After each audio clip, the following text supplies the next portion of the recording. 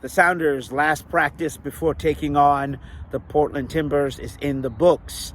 For the CascadiaSports.net post-practice report, I'm Osvino Mara-Ere, and as I said in the opening, all the prep in terms of the physical on the field here at Starfire is done for the Sounders. And the breaking news today that Brian Smetzer said right off the top was Josh Atencio will not be playing. He's got a quad issue there, so he's ruled out for the game. The rest of the other players that would be questionable, he said there's some that are questionable, but they'll see if they can try to get them on there. We didn't so that's the big news in terms of injury front.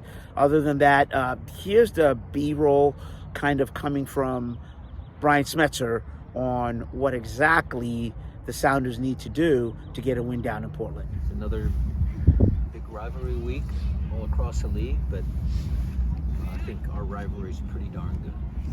What is the health situation for your team? Anybody who's might be missing? Yeah, I will give you some bad news first. Unfortunately, Josh, in training, tweaked his adductor right quad area, so he's actually not. He's questionable on the injury report, but I'm just going to rule him out. He's not going.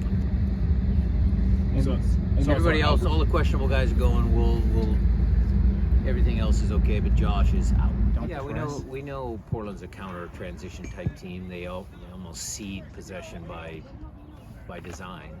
When they try and hit you on a counter, they're just missing a bunch of guys that have helped them in years past. So the new guys that they're trying to incorporate, does that change maybe the way Gio plays, the way Portland looks, their new DP? Does that make a difference? Is he a more possession guy rather than a defend and counter type guy? We'll see. I mean, it's a little bit of a different team, but again, it's a rivalry game, so it could unfold in many different ways. We ask you this every year, and we will until it changes.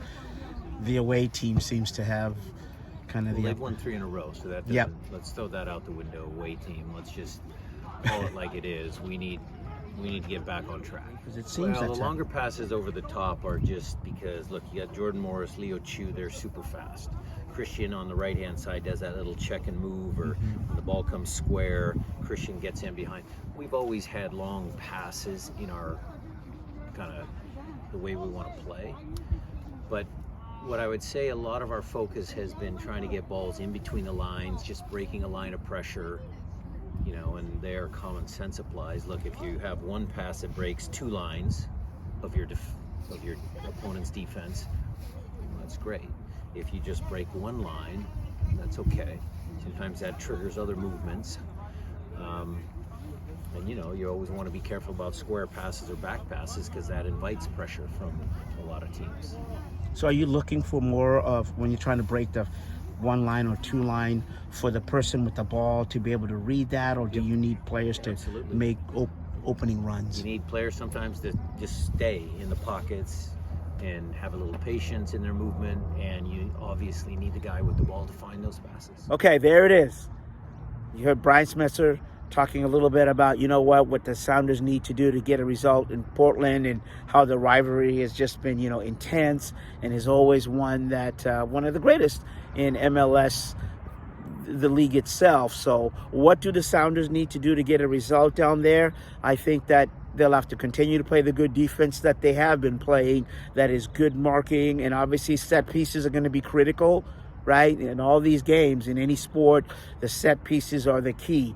And any breakdowns on there on either side, could lead to the edge or somebody getting a goal. Sounders going to no doubt press. I don't think they're going to go out and high press to begin with, but I think the Timbers will. The Timbers will try to be on top of the Sounders, try to cause an error or something. That way it gets the Timbers crowd into the game. The idea here is for the Timbers to keep the crowd in the game. The Sounders obviously will try to do the opposite, and part of what they will do is they will a little bit more ball possession, as keep the ball, and when that opportunity comes in terms of getting the ball to Leo Chu, I should say, and also Jordan Morris, and really get the ball down there. I think look for Raul Ruiz. I think he'll feature as well. And it's just going to be, can the Sounders sustain some possession?